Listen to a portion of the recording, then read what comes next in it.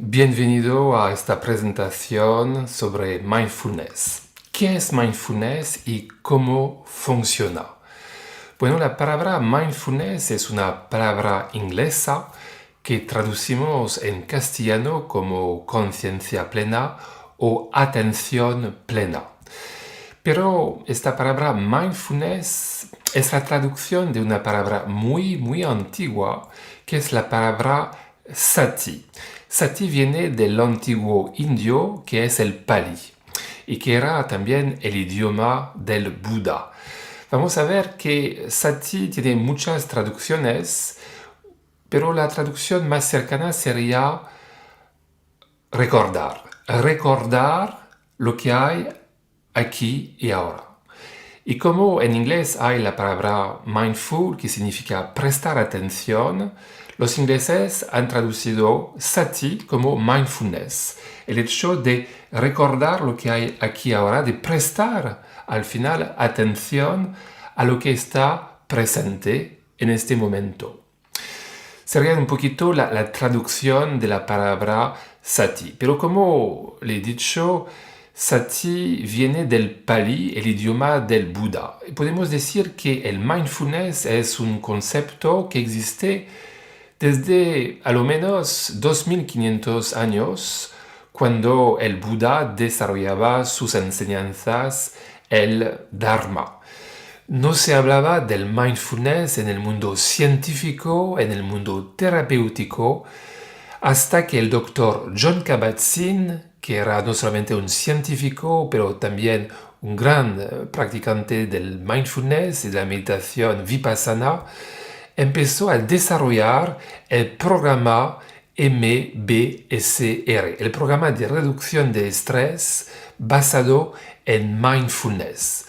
Hoy en día podemos decir que es el programa más reconocido en el mundo, el más estudiado y probablemente el más eficaz. El Dr. Jon Kabat-Zinn está considerado como el padre del mindfulness moderno. Es el referente mundial de lo que llamamos hoy en día la medicina cuerpo-mente.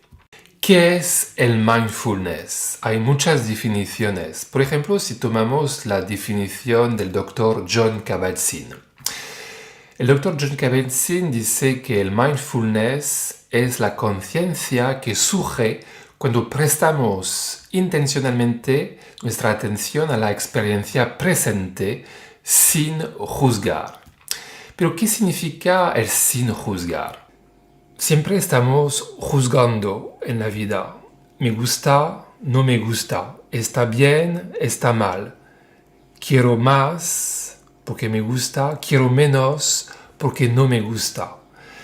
Si me gusta y que quiero más, voy a intentar acercarme a este objeto que me gusta, hasta apegarme a este objeto.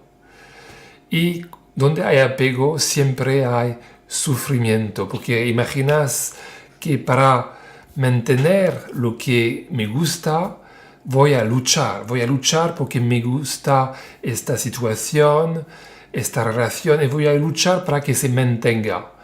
Y eso va a crearme estrés. Deseo pasar tiempo contigo y tú no quieres. Bueno, voy a sufrir.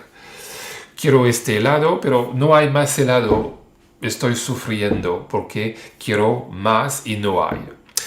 Por ejemplo, porque hay este anhelo de querer más. Al revés, si no me gusta algo, voy a rechazarlo. No me gusta. No quiero sentir esta emoción. No quiero este pensamiento. No quiero sentir este dolor físico. Y voy a rechazarlo.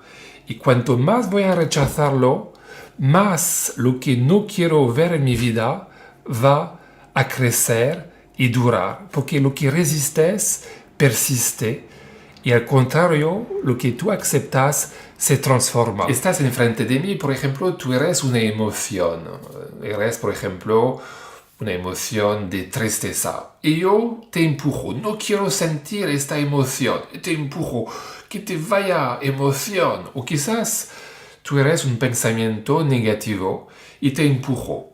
Pensamiento negativo, que te vayas. Y está claro que cuanto más te empujo, tú te pones más fuerte, empujas aún más. Es decir, que eso todos lo hemos aprendido a la escuela, a una fuerza, siempre hay una fuerza opuesta de misma intensidad. Y cuanto más empujo, tú más resistes. Cuanto más rechazo este pensamiento, más fuerte va a ser este pensamiento. La emoción, cuanto más la rechazo, va a durar más tiempo y voy a sufrir más tiempo. Al nivel del sufrimiento, del dolor físico, cuanto más quiero que este dolor se vaya, más intenso y más tiempo va a durar también. Y hay una ecuación que me gusta recordar, es esta, que el sufrimiento igual el dolor multiplicado por las resistencias. Las resistencias son los juicios que tenemos, son las expectativas, el hecho de querer que las cosas sean diferentes. Y vamos a ver, como decía el Buda, que podemos tener dolor, pero que el sufrimiento es opcional. Por ejemplo, te doy un ejemplo. Hoy observo que tengo un dolor en mi hombro y empiezo a tener pensamiento, a juzgar este dolor. ¡Ah! Que se vaya dolor. O pensamiento hacia el futuro. ¿Qué va a pasar? Mañana no voy a poder trabajar, no voy a poder jugar con mi hija. ¿Qué va a pasar? Y en 2 segundos, a través de mis pensamientos, este simple dolor va a transformarse en un gran sufrimiento. Parece que los pensamientos añaden como una otra capa sobre este dolor. Y así, de un simple dolor, voy a desarrollar un gran sufrimiento. Y vemos que si no hay dolor físico, bueno, podemos tener sufrimiento por estos pensamientos, estos juicios continuos de rechazo frente a la experiencia presente. Es decir, que nosotros, seres humanos, pasamos nuestro tiempo a alimentar, a dar energía a lo que no queremos ver en nuestra vida. Es como si poner leña en un fuego y alimentarlo continuamente, cuando es totalmente el contrario que queremos. En el mindfulness, como decía, hacemos todo el contrario. En vez de resistir, damos la bienvenida. A través de una aceptación total de la experiencia presente, vamos a ver que todo lo que era antes desagradable, lo que nos hacía sufrir, se transforma en algo que no nos molesta más. No significa que va a desaparecer, pero nuestra experiencia va a ser diferente. Y eso es la clave del mindfulness.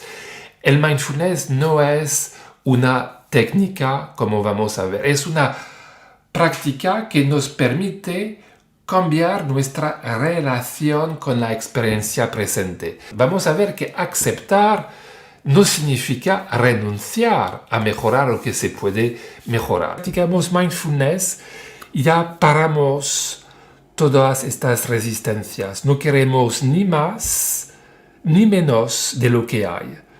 Este momento es perfecto, entre comillas, tal como es, con todas sus imperfecciones. Es este momento. No queremos cambiarlo. Estamos en este estado de que llamamos de ecuanimidad, de paz interior, abrazando cada momento tal como es, sin renunciar a mejorar lo que se puede mejorar, pero en este momento esta situación es perfecto. La abrazo como la mejor de las madres que abraza a su hijo que llega a casa con mucha ira. ¿Qué pasa? El hijo tiene mucha ira, está muy contento y la madre le da un abrazo. Ven aquí, hijo mío, hija mía. ¿Y qué pasa? La ira se disuelve, se pone menos fuerte. Y es lo mismo con el mindfulness. Abrazamos cada situación en nuestra vida, cada experiencia, con el corazón tan abierto, sin crear ninguna resistencia, que como el hijo o la hija, la experiencia pierde su fuerza, se disuelve, se pone más blando.